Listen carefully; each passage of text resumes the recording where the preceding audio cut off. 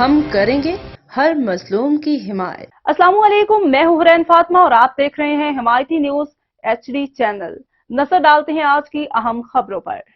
Government high school کے ground سے لاش برآمد، ریسکیو ٹیم نے ڈیڈ باڈی کو THQ ہاسپٹل ہارون آباد شفٹ کر دیا۔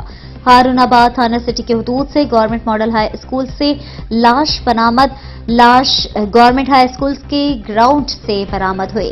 ریسکیو ٹیم کے مطابق یہ لاش ایک نشے کی ہے جس کی شناخت غلام فرید ولد محمد صدیق جٹ کے نام سے ہوئی ہے، جو کہ 50 پور آر کا رہائشی تھا۔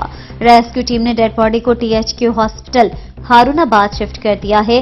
یہاں آپ کو مزید بتاتے چلیں کہ اسی گورنمنٹ ہائی اسکول میں 2 دن بعد نون لیگ کی قیادت کے مطابق سابق وزیر اعظم نواز شریف جلسہ کرنے آ رہے ہیں۔